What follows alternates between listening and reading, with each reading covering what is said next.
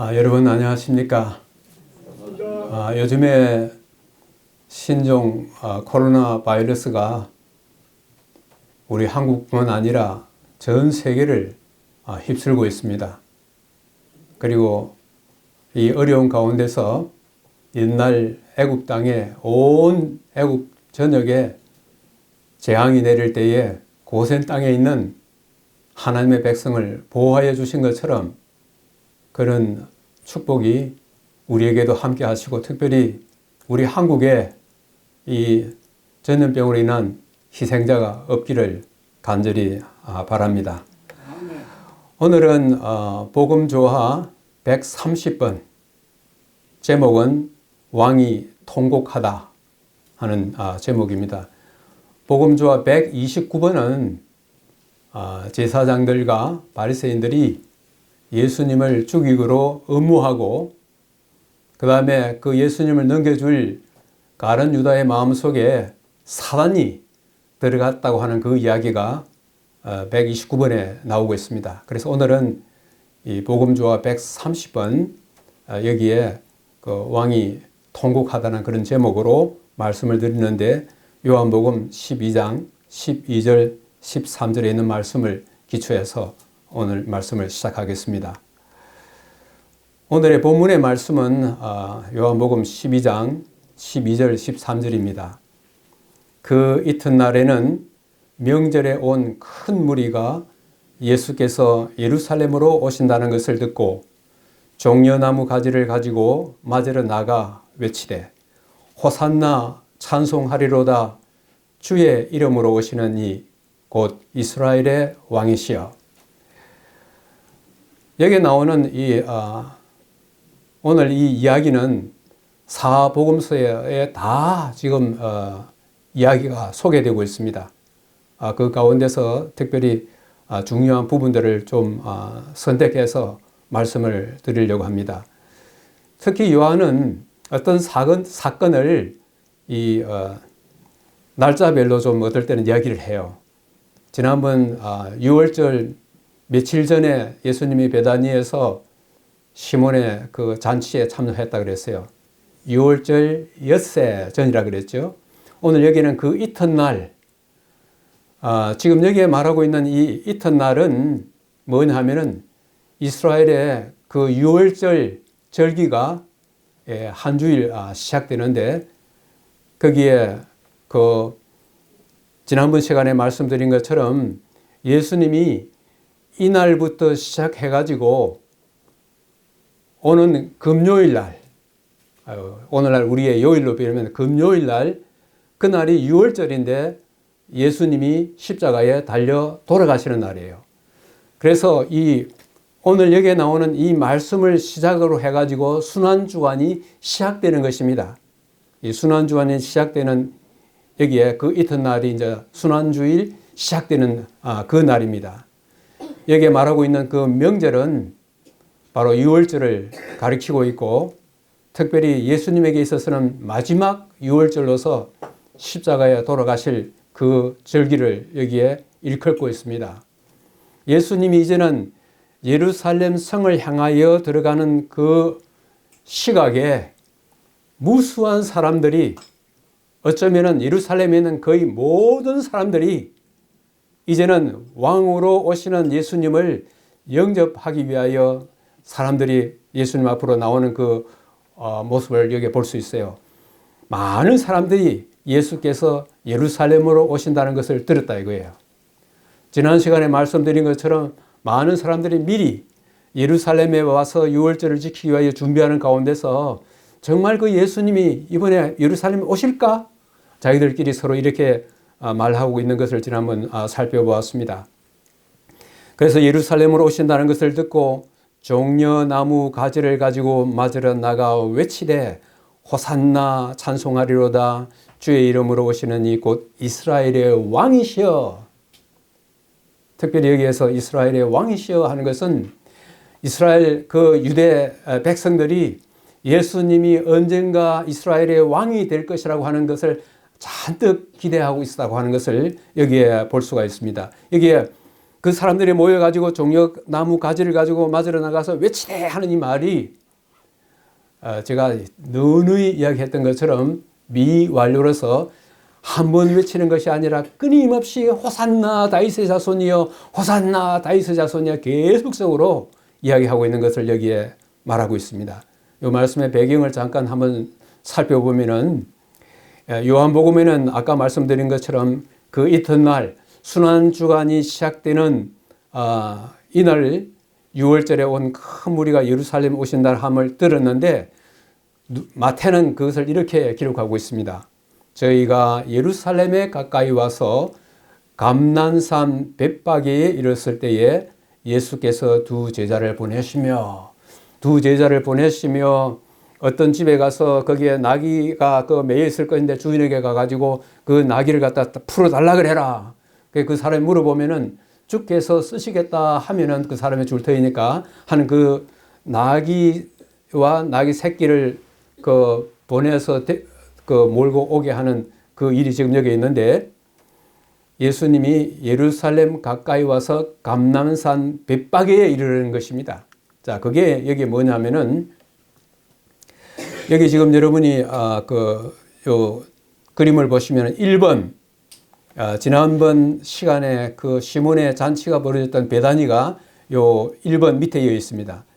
거기에서 지금 여기에 있는 요거는 현재 이 사진이기 때문에 성경에 나오는 거하고 좀 다를 수 있지만은 그 앞에 있는 길이 뭐냐면은 벳바게로 나가는 그 길이에요. 그러니까 여기 2번이 벳바게인데 예수님이 지금 베다니에서 출발해가지고 이 벳바게에 이제 오신 것입니다. 여기서부터 뭐냐면은 예루살렘으로 입성하실 때에 나귀 새끼를 타시고 많은 사람들이 나와서 호산나 하는 그 일이 여기에서 일어나고 있는 것입니다. 거기에서 좀 더 이 가운데 거기에 보면은 이 감람산이 있고 그 다음에 5번에는 성전이 있는 성전산입니다. 4번에는 제가 써놓지 않았는데 이 4번은 뭐냐면은 예루살렘과 그 다음에 감람산 사이를 이렇게 가로지르는 분리시켜주는 기드론 골짜기라고 하는 것입니다. 나중에 예수님이 이 기드론 골짜기를 건너가지고 겟세마네 동산으로 들어가시는 그 장면이 여기에 나오고 있어요. 여기 그림에 보면은 황금 돔이 저기 있죠? 저 황금 돔은 예루살렘 성전이 아닙니다. 저것은 691년에 기원 691년에 그 이슬람이 세운 이슬람 성전이에요. 기원 691년에 그래서 저걸 갖다가 흔히 사람들이 저기 아마 예루살렘 성전이라 생각하는데 이슬람 사원입니다.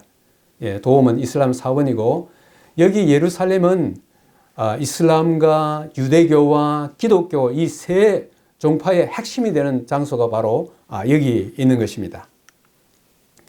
자, 이렇게 한 가운데서 마침내 예수님이 예루살렘을 입성하는 장면이 여기에 나오고 있습니다. 아직 아무 사람도 타보지 못한 나귀 새끼. 이 마가는 특별히 다른 복음서 기자가 말하지 않는 아무도 타보지 아니하는 이 나귀 새끼라고 그렇게 이야기하고 있어요. 그 다음에 그 나귀 새끼를 예수께 끌고 와서 했을 때에 사람들이 겉옷을 그 나귀 위에 얹히고 예수님을 그 위에 타시게 그렇게 만들고 있습니다. 그 다음에 또 뭐가 있냐면은 다른 사람들은 들판에 가가지고 나무 가지를 갖다가 배 가지고 왔다 하고 그렇게 이야기하고 있는데 요한은 거기에 대해서 뭐라고 이야기하냐면은 그 나무 가지가 무슨 가지라고 하는 것입니까? 종려나무 가지예요. 이 종려나무 가지는 승리를 상징하는 것입니다. 우리가 계시록 7장 9절에 보면은 아무라도 능히 셀 수 없는 흰무리들이 손에 그들이 흰 옷을 입었을 뿐만 아니라 손에 뭘 들고 있어요? 종려 가지를 들고 있는 것입니다. 승리.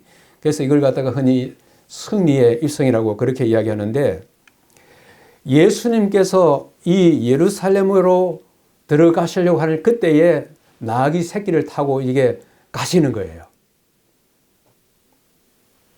근데 왜 하필이면 이 나귀 새끼일까? 근데 여기에 예수님이 이 세상에 오시기 500년 전에 500년 전에 스가랴 선지자를 통하여 앞으로 왕이 나귀 새끼를 타고 오시겠다고 이미 예언해 놨어요. 여기에 보면 스가랴 9장 9절이에요. 한번 읽어볼까요? 예루살렘에 따라 즐거이 부를지어다. 보라, 내 왕이 내게 임하시나니 그는 공의로우시며 구원을 베푸시며 겸손하여서 나귀를 타시나니 나귀의 작은 것 곧 뭐라 그랬어요? 나귀 새끼. 벌써 500년 전에 스가랴는 예언을 통하여서 앞으로 예루살렘에 왕이 임하시면은 그가 나귀 새끼를 타고 예루살렘을 들어가겠다고 그렇게 말씀한 것입니다. 그런데 여기에서 그 왕의 특징이 여기 세 가지로 나와 있어요. 그는 첫째, 공의로우시고, 두 번째는 구원을 베푸시고, 세 번째는 겸손하다고 그렇게 말씀하고 있습니다.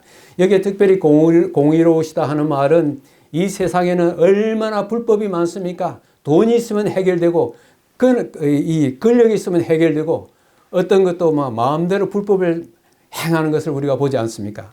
그러나 예수님 앞에서는 그런 것은 통하지 않는 것입니다. 예수님 앞에서는 어떠한 사람도 절대로 억울한 사람이 없는 것입니다. 그게 뭐냐면 바로 공의예요. 또 그분은 오신 목적이 어떤 목적을 가지고 오셨냐 하면 구원을 베푸시는 것입니다.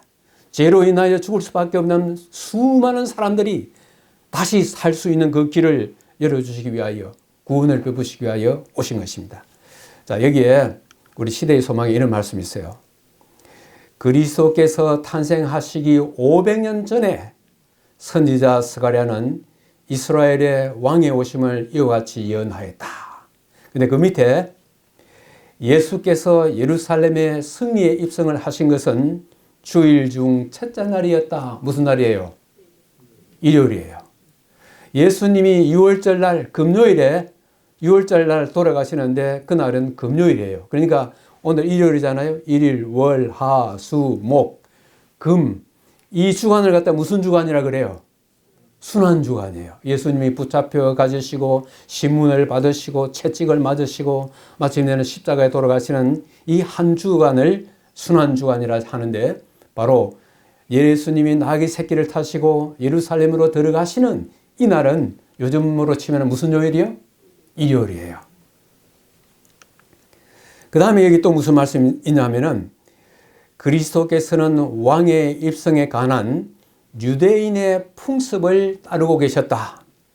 그분이 타신 짐승은 이스라엘 왕들이 탄 것이었던 바 이와 같은 방법으로 메시아가 당신의 나라에 임하시리라고 예언되었다. 예수님이 나귀 새끼 타고 이 예루살렘 성을 입성하시는 것은 왕의 입성에 관한 유대인의 풍습을 따른다고 그렇게 이야기하고 있었습니다. 그게 무슨 뜻인가? 우리 성경에서 한두 가지 예를 갖다가 한번 살펴보도록 하겠습니다. 왕이 이 입성할 때에 나귀 새끼를 타고 가는 이런 하나의 그 예가 있는가 하는 것입니다. 열왕기상 1장 32절에서 34절 보면 다윗 왕이 이르되 제사장 사독과 선지자 나단과 브나야를 내 앞으로 부르라. 너희는 내 아들 솔로몬을 내 놋에 나귀에 태우고 기온으로 인도하여 내려가서 거기서 솔로몬에게 기름을 부어 이스라엘 왕으로 삼으라 그랬어요. 그런데 이스라엘 왕으로 삼는 사람이 뭘 타고 간다 그랬습니까? 나귀를 타고. 그 다음에 이 나귀를 타고 갈 때에 그 나귀 위에다가 뭘 깐다 그랬어요? 나귀 위에도 깔지만 길바닥에 뭘 깐다 그랬어요? 여기 한번 보십시다. 왕상 9장 13절에는 여기에 예후는 원래 왕이 아니었어요. 원래 북방 이스라엘에 요람이라고 하는 그 왕이 있었는데 이 예후가 이 왕을 죽이고 그가 이제 왕이 되는데 그때 여기에 뭐라고 했냐면은 무리가 각각 자기의 옷을 급히 가져다가 섬돌 위 곧 예후의 밑에 깔고 나팔을 불며 이르되 예후는 왕이라. 그러니까 우리 여기 보면은 왕이 되는 그 옛날 유대인들의 그 관습이 뭐냐면은 나귀를 타고 가고 그다음 그 뭘 깔아줬어요? 옷을 갖다 깔아주는 이것이 유대인들의 하나의 관습이었다는 것을 볼 수가 있습니다. 그다음 여기 오른편 여기 그림이 있죠. 이것은 돌에 새겨진 부조입니다. 우리도 이제 어디 돌에 가면은 뭐 여러 가지로 새겨 놓지 않습니까? 그림도 새기고 뭐 글자도 새겨하는데 이것은 뭐냐면은 이 북방 이스라엘이 나중에 어느 나라에 의해서 멸망되느냐면 아시리아에 멸망당해요. 아시리아에 멸망을 당하는데 그 아시리아는 또 누구에게 멸망당하느냐면 아까 우리 성경 시간에 배운 것처럼 바벨론에 또 멸망을 당합니다. 이게 역사적인 건데 이 아시리아의 그 왕의 업적을 갖다가 기리기 위해서 이 돌에다가 이런 새겨 놓은 게 지금 이 고고학자들이 발굴한 것입니다. 거기에 뭐가 있냐면은 이 아시리아 왕 살만에셀 3세 앞에 여기 지금 무릎 꿇고 있는 이 사람 누구냐면은 유다방 예후예요. 예후가 여기 무릎 꿇고 있는 것입니다. 그래 여기 나오는 성경의 이야기는 그저 옛날에 내려오는 그 뭐 옛날 옛적의 그런 이야기가 아니라 역사 속에 실질적으로 일어난 사건들을 갖다가 언급하고 있는 것입니다. 자, 그런데 여기에서 우리가 한 가지 재미있는 것을 이제 볼 수가 있는데 그것은 뭐냐면은 예수님이 이 세상에 발을 들여놓는 그 시각, 어린아이로 탄생하시는 그 시각에 또 예수님이 이제는 오늘 예루살렘에 입성하는 이 사건은 이제는 며칠 있으면 십자가에 돌아가는 마지막 사건이에요.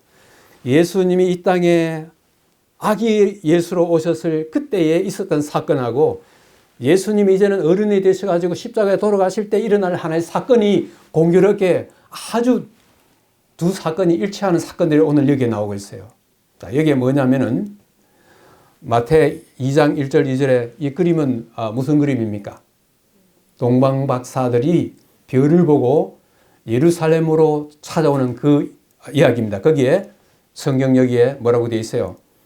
헤롯 왕 때에 예수께서 유다 베들레헴에서 나심에 동방으로부터 박사들이 예루살렘에 이르러 말하되 유대인의 왕으로 나신 이가 어디 계시냐? 우리가 동방에서 그의 별을 보고 그에게 경배하러 왔노라. 이때 동방에서 온 박사들이 이 예루살렘에 와가지고 뭘 물었어요? 아기 예수가 어디 있느냐고 묻지 않고 뭐라 그랬어요? 유대인의 왕으로 나신 이가 어디 계시냐? 그래서 이 동방 박사들 통해 가지고 얼마 전에 탄생한 어떤 아기가 유대인의 왕으로 태어났다고 하는 그 사실을 갖다 여기 이야기하고 있어요. 여기 그 다음에 무슨 이야기가 나오느냐 하면은 여기 요거부터 먼저 보십시다. 그랬더니 헤롯 왕과 온 예루살렘이 동방 박사들의 말을 듣고 그 다음에 무슨 말이 나옵니까? 소동한지라. 온 예루살렘에 소동이 일어난 거예요. 예수님이 아기 예수님으로 탄생하셨을 때에 동방 박사들이 와가지고 유대인의 왕이 어디 계시냐 그렇게 했을 때 이 예루살렘 온 성이 소동이 벌어진 거예요. 자, 그런데 여기 오늘은 뭡니까? 자, 예수께서 예루살렘에 들어가시니 그 다음 무슨 말이 나옵니까? 온 성이 소동하여 이르되 이는 누구냐 하거늘 무리가 이르되 갈릴리 나사렛에서 나온 선지자 예수라 이렇게 이야기하고 있는 것입니다. 예수님이 탄생하셨을 때 그때도 유대인의 왕으로 소개되고 있고 그 일로 인해서 온 예루살렘에 소동이 일어났는데 이제는 예수님이 십자가를 지기 며칠 전에 예루살렘으로 다시 들어가실 때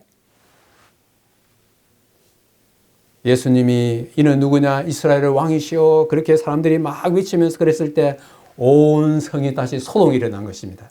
참 어떻게 예수님이 오시는 그때와 예수님이 되는 이 세상을 떠날 그 시각에 일어난 사건들이 이렇게 참 일치하는지 참 신비하였습니다. 그 다음에 여기에 앞에서 가고 뒤에서 따르는 무리가 소리 높여 이르되 아까 제가 말씀드린 것처럼 소리 높여 이르되 하는 이 말이 미할려에서 계속 사람들이 이야기하는 것입니다. 뭐라고 했냐? 호산나 다윗의 자손이여 찬송하리로다. 주의 이름으로 오시는 이여 가장 높은 곳에서 호산나 하더라. 자, 여기에 우리가 그 히브리 시의 한 장면을 이게 볼 수 있어요. 뭐냐면은 호산나 하고 어떤 말하고 겹치느냐 하면은 찬송하리로다 하는 말하고 이 대꾸를 이루고 있어요. 그 다음에 다윗의 자손이여 하는 이 말하고 또 뭐하고 대꾸를 이루고 있어요. 주의 이름으로 오시는 이여. 이렇게 함으로써 이 강조를 하고 있어요. 자, 오늘 여기에서 이 호산나라고 하는 것이 어떤 의미를 갖고 있는지 한번 좀 살펴보도록 하겠습니다. 호산나가 뭘까요? 이 호산나는 시편 118편 25절에 나오는 거예요. 시편 118편 25절에 나오는데 거기 밑에 제가 그 구약 성경에 나오는 그 본문을 원어 그대로 제가 여기에 좀 적어 놨어요. 이게 좀 필요하기 때문에 제가 한번 읽어 볼게요. 아니 야훼 호시아나 다시 한번 읽어 볼게요. 아니 야훼 호시아나 이 말이에요. 호시아 그 다음에 나 그걸 갖다가 붙여 이르면 뭐가 돼요? 호시아나 어떻게 돼요? 호산나가 되는 거예요. 그걸 갖다가 우리 신약 성경에는 그걸 갖다가 호산나라 그랬는데 이 호시아나가 무슨 뜻이냐면은 이 앞에 나오는 아니 야훼 여호와여 하는 뜻이에요. 여호와여 혹은 하나님이여 하는 이 말입니다. 호시아 이 말은 뭐냐면 호시아 이 말은 뭐냐면 구원하소서 하는 말이에요. 그 다음에 나는 뭐냐면은 지금 그 두 말 합하면 뭐예요? 호산나 하면 그 뜻이 뭐예요? 지금 구원하소서 하는 뜻이에요. 호산나 지금 구원하소서 하는 그런 뜻이에요. 이것이 어떤 의미를 가지고 있을까요? 이것이 어떤 의미를 가지고 있느냐 하면은 지금 이 호산나 이렇게 외치는 이 모든 백성들에게 있어서 최대의 관심은 뭐냐 하면은 마침내 예수님이 유대의 왕으로 마침내 등극하시려 하는구나. 그러면서 그들이 지금 구원하소서 이 말을 했을 때 그들의 마음속에 뭐가 있었을 것 같아요? 지금 로마의 압제로부터 우리를 구원하소서. 그리하여 우리가 이제는 로마의 압제에서 벗어나가지고 세계에서 1등 가는 국가로 만들어 주십시오. 그런 의미가 이 속에 포함되어 있었어요. 그런데 그들은 한 가지 잊어버린 게 하나 있어요. 그들은 뭐냐 하면은 로마의 압제로부터 지금 구원하소서 하는 그런 외침이 있었지만은 뭐는 없었냐면은 지금 우리를 죄에서부터 구원해 주소서. 지금 우리를 죄로부터 구원해 주소서 하는 이 말은 그들이 관심 밖이었습니다. 그 다음에 여기에 무슨 말이 있냐 하면은 가까이 오사 성을 보시고 우시며 이 많은 백성들이 이 예루살렘으로 들어오면서 호산나 다윗의 자손이여 우리를 지금 로마의 압제로부터 구원해 주소서 이렇게 하고 막 들어가고 온 예루살렘에 소동이 벌어졌는데 정작 이때 왕으로 등극하시는 실제적인 왕이 아니고 예수님은 장차 온 우주의 왕으로서 등극하실 것을 상징적으로 보여주는 것입니다. 나의 나라는 이 나라에 속하는 것이 아니라고 예수님께서 이미 말씀하셨거든요. 그런데 이제 예수님이 이 가까이 오사 성을 보시고 우시며 여기에서 제가 오늘 제목을 왕이 통곡하다라고 하는 그런 제목을 붙였습니다. 왕의 통곡. 가까이 오사 성을 보고 우시며 많은 사람들이 예수님을 왕으로 이렇게 환호하면서 호산나 하고 이때에 왜 예수님은 성을 보고 우시는가 하는 것입니다. 여기에 운다고 하는 이 말도 뭘 가지고 있느냐 하면은 이 운다고 하는 여기에 우리 요한복음 11장 거기에 가면 나사로를 살리신 사건이 나오지 않습니까? 예수님이 나사로의 무덤 앞에서 어떻게 하셨어요? 우시고 근데 여기에 우시고 하는 말은 오늘 여기에 나오는 우시고하고 틀려요. 우리말로는 똑같지만은 원문은 틀려요. 이 나사로의 무덤 앞에서 우시고 하는 것은 눈물을 흘리는 것입니다. 눈물을 흘리는 거예요. 근데 여기에 가까이 오사 성을 보시고 우시면은 큰 소리로 우시는 거예요. 큰 소리를 내면서 우시는 거예요. 주변에 있는 사람들이 다 들을 수 있게 큰 소리로 예루살렘을 성을 보시면서 우신 거예요. 우시면서 그분이 하신 말씀이 무엇입니까? 이르시되 너도, 오늘 여기에 이 원문상으로는 뭐가 강조되어 있냐면 너도가 강조되어 있어요. 너도 오늘 평화에 관한 일을 알았더라면 좋을 뻔하였거니와 지금 내 눈에 숨겨졌도다. 지금 여기에 보면은 너도 오늘 평화에 관한 일을 알았더라면 좋을 뻔하였거니와 하는 이 말은 원문에 없습니다.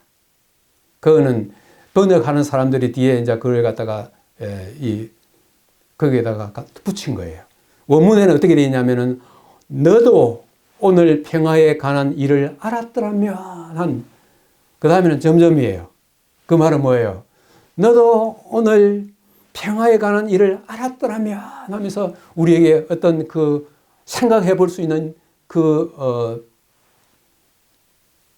여기에 주고 있어요. 너도 오늘 평화에 관한 일을 알았더라면. 그 다음에 이제 뭐가 있냐면 여기에 그러나가 들어있는데 여기는 들어와 있지 않아요. 너도 오늘 평화에 관한 일을 알았더라면 그러나 지금 내 눈에 숨겨졌도다.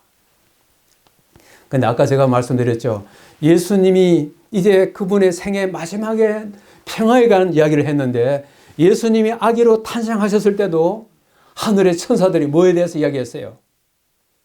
평화에 대해서 이야기했어요.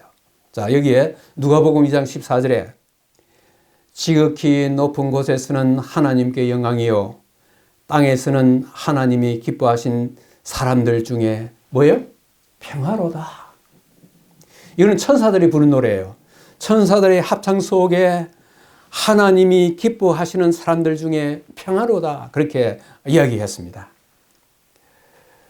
예수님이 이 세상에 탄생하시기 700여 년 전에 이사야는 이렇게 이야기했어요. 이사야 9장 6절에 한 아기가 우리에게 낳고 한 아들을 우리에게 주신 바 되었는데 그의 이름은 뭐라 그랬어요? 평강의 왕. 원문 자체로는 평화의 왕입니다. 평화의 왕. 한 아기가 우리에게 낳고 한 아들을 우리에게 주신 바 되었는데 그의 이름은 평화의 왕이 될 것이라고 예수님이 탄생하시기 700여 년 전에, 그 다음에 아까 스가랴는 몇 년 전에? 500년 전에 나귀 새끼를 타고 예루살렘 입성할 것을 여기에 이야기하신 것입니다.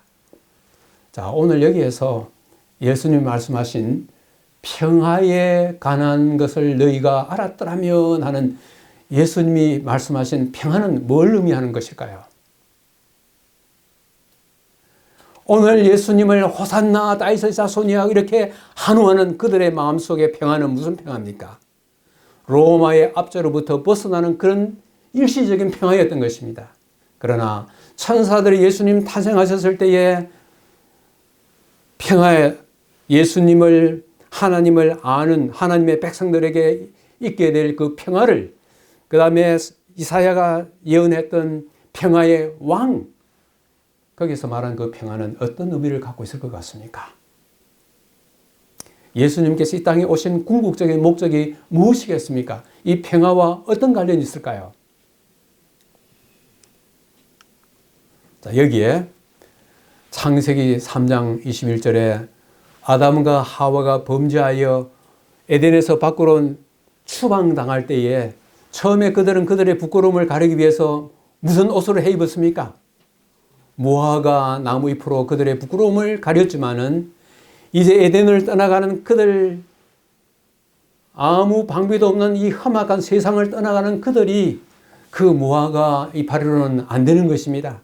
그래서 하나님께서 그들에게 무화과 옷을 갖다가 벗기시고 대신 무슨 옷을 입으셨어요? 가죽 옷을 입으신 것입니다. 가죽 옷을 입으셨어요. 가죽 옷을 입으셨다는 것은 무슨 뜻이에요? 어떤 동물이 희생당했다는 것, 어떤 동물이 죽었다는 것을 이야기하고 있잖아요. 그게 무슨 가죽일까요? 여기에 계시록 13장 8절에 창세로부터 죽임을 당한 하나님의 어린 양, 우리 한글 성경에는 이 번역이 잘못되어 있어요. 원문이나 그 다음에 아주 영어로서 아주 대표적인 두 성경이 있는데 그 하나는 킹 제임스 버전, 흠정역이라는 거기하고 그 다음에 NIV, New International Version 신국제역, 거기에는 다 이렇게 번역되어 있어요. 창세로부터 죽임을 당한 하나님의 어린 양. 그래서 여기 나오는 아담과 하와가 양 가죽 옷을 입고 나올 때 그때 그 양 가죽은 그들을 대신하여 죽은 하나님의 어린 양을 이야기하고 있는 것입니다. 그래서 요한복음 1장 29절에 침례 요한이 침례받으러 오는 예수님을 향하여 뭐라 그랬어요? 보라, 세상 죄를 지고 가는 하나님의 어린 양이로다. 이 평화에 관한 일은 뭐냐 하면은 하나님의 어린 양이 이 땅에 오셔가지고 우리의 죄를 대신하여 십자가에 돌아가셔서 마침내 하나님과 우리 사이에 죄로 인하여 멀어졌던 우리가 하나님과 우리 사이에 뭐가 이루어지는 것입니까? 평화가 이루어지는 것을 이야기하고 있어요. 예수님이 너희가 평화에 관한 일들을 알았으면 좋았을 뻔했다는 그 말이 바로 예수님의 죽음으로 인하여 하나님과 우리 사이에 영원한 평화, 다른 말로 하면은 임마누엘이 성취될 것을 말씀하고 있는 것입니다. 그래서 임마누엘이 뭐죠? 하나님이 우리와 함께 계시다. 우리가 하나님과 함께 계시다. 우리가 지금 하나님과 함께 할 수 없는 이유는 무엇 때문이에요? 죄 때문이에요. 그 죄를 제거하기 위하여 예수님께서 이 땅에 오셨고 이제 십자가에 돌아가실 날이 이제 며칠 남지 아니한 것입니다. 그런데 그것도 알지 못하고 호산나 호산나 하지만은 며칠 후에 있으면은 십자가에 못 박으라고 십자가에 못 박으라 하는 그들의 모습을 바라보면서 더 나아가서는 이때로부터 40년 후에 기원 70년에 로마 군대가 예루살렘 성을 갖다가 포위해가지고 마침내 예루살렘 성을 갖다가 무참하게 파괴하고 거기에 있는 수많은 사람들을 무참하게 도려고 하는 그 장면을 갖다 바라보시면서 예수님은 조용히 우실 수가 없었습니다. 큰 소리로 우신 거예요. 그 성을 보시면서 예수님께서 우시면서 예루살렘아, 네가 평화에 관한 일들을 알았으면 좋았을 걸 하는 그 말씀을 여기에 하고 있는 것입니다. 그 다음에 뭐가 있느냐 하면은 이 지금 현재 왕이 지금 승리해서 들어오는 장면 아니에요. 승리해서 들어오는 장면인데 옛날 그 로마 지금 이때가 로마 제국이 이 유대 땅을 갖다가 통치하고 있을 때거든요. 로마의 식민지로 있을 때인데 이 로마에서는 이 장군들이 밖에 나가가지고 전쟁해가지고 승리해서 들어오면 그들은 뭘 타고 왔어요? 전쟁하러 나갈 때도 뭘 타고 나갑니까? 말을 타고 나가요. 그래서 말은 전쟁을 상징하는 것입니다. 말은 전쟁을 상징하는 것인데 지금 여기에 그리고 전쟁에서 돌아오면은 이 로마 거기에 그 도시에만 무수한 사람들이 나와서 막 환호하면서 그 다음에는 거기에는 황제도 앉아 있고 그래가지고 저쪽에서 이제는 말을 타고 아주 개선 장군이 돼서 이렇게 쫙 들어올 때에 그 들어오는 저 끝에 뭐가 있느냐 하면은 전리품이요. 전쟁의 전리품이 뭐겠어요? 물건이지만 포로들을 갖다가 잡아가지고 줄에다 매가지고 쫙 길게 이렇게 들어오는 것입니다. 그걸 갖다가 이제 전리품이라 그러거든요. 그러면은 예수님이 지금 왕으로서 예루살렘에 입성하실 그때에 그 행렬의 전리품은 무엇이었을까 하는 것입니다. 예수님은 아까 뭘 타고 오셨지요? 나귀요. 나귀는 평화를 상징하는 것입니다. 절대로 나귀 타고 전쟁할 수 없어요.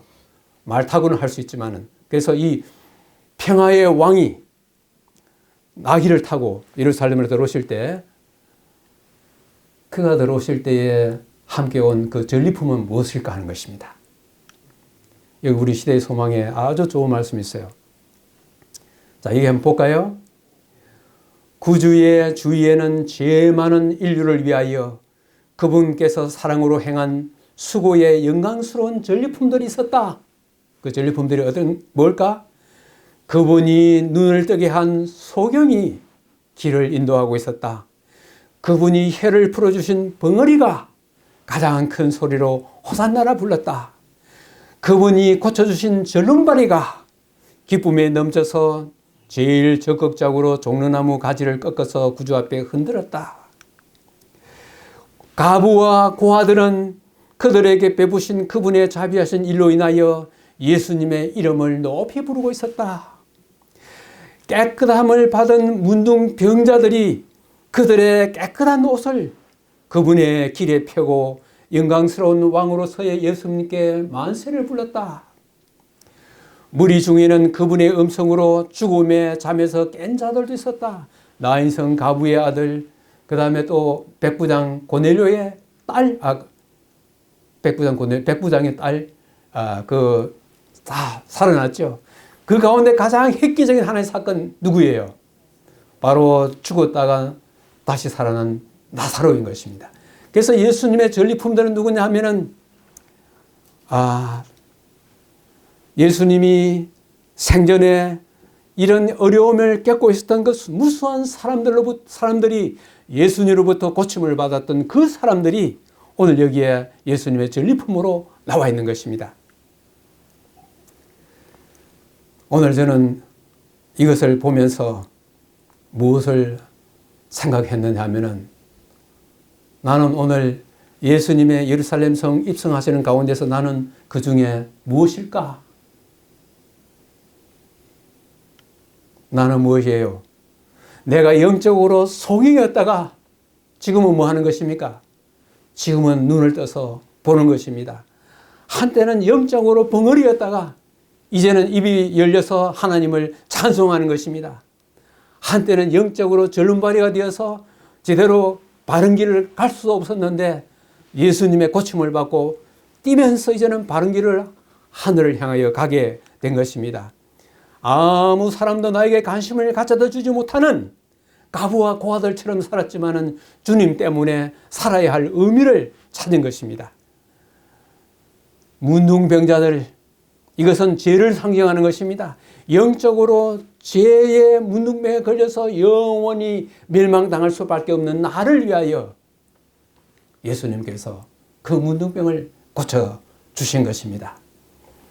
마침내는 죄의 결과로 영원히 죽어버릴 수밖에 없었던 나에게 예수 그리스도를 통하여 무슨 소망을 주신 것입니까? 부활의 소망을 주셔서 우리가 영원히 사는 놀라운 이런 기쁨을 우리에게 주신 것입니다. 자, 오늘의 이 말씀을 한번 생각해 보면서 이 예수님의 이 비창, 이 아까 이 제목에서 뭐냐면은 사람들이 예수님을 갖다가 막 환영하면서 이스라엘의 왕이시여 하면서 환영하면서 그걸 갖다가 제가 뭐라고 제목을 좀 붙였었냐면 한이의 송가. 그런데 오늘 여기 예수님께서는 그 백성들의 생각과는 다르게 예루살렘 성을 보시면서 크게 우시면서 하신 말씀, 그걸 갖다 제가는 비창이라 그랬어요. 이 베토벤의 한이의 송가가 있고 차이코프스키의 이 비창이라는 것이 있는데, 하나는 너무 기뻐서 하는 노래고 하나는 너무 슬퍼서 하는 슬픔의 노래인 것입니다. 그런데 가까이 오사 성을 보시고 우시며 너도 오늘날 평화에 가는 일을 알았더라면 하는 이것을 갖다가 제가 예수님의 비창이라고 그렇게 했습니다. 그래서 이걸 보면서 오늘의 교훈을 한번 생각을 해 보았습니다. 예루살렘을 향한 예수님의 눈물이 나에게는 어떤 의미가 있는가? 너도 오늘날 평화에 가는 일을 알았더라면, 그 다음에 예수님을 왕으로 막 이렇게 환호하는 그들이 호산나, 그것은 뭐예요? 지금 구원하소서 이렇게 했는데 며칠 후에 예수님께 십자가에 못 박으라고 이렇게 했어요. 지금 너희 눈에 숨겨져 있는 그 평화를 너희들이 알았으면 진정한 의미의 우리를 죄로부터 지금 구원하소서 그렇게 말했을 것이다. 로마의 압제로부터 지금 구원하는 것은 일시적이요 잠시이다 하는 이 의미를 오늘날 우리는 어떻게 던지고 있는지 한번 생각해 볼 필요가 있는 것입니다. 저는 오늘 이것을 보면서 또 하나의 조그마한 시를 한번 지어봤습니다. 그 뭐냐면은 한이의 송가의 비창이 호산나 다윗의 자손이여 하고 이렇게 한이의 송가가 울려 퍼졌는데 예수님은 그것을 보시면서 너희가 평화에 가는 일을 알았으면 하고 그 성을 보시면서 눈물을 흘리면서 하신 말씀이 있습니다. 그걸 비창이라고 그랬어요. 한이의 송가의 비창이. 한이의 송가가 울려 퍼진다. 호산나 다윗의 자손이여 찬송하리로다 주의 이름으로 오시는 이여. 아, 백성들의 한이의 송가가 어찌하여 주님의 비창으로 바뀌는가? 너도 오늘 평화에 가는 일을 알았더라면 그러나 지금 네 눈에 숨겨졌도다. 그러나 나는 언제나 한이의 송가를 부르리라. 아멘. 주 예수여 오시옵소서.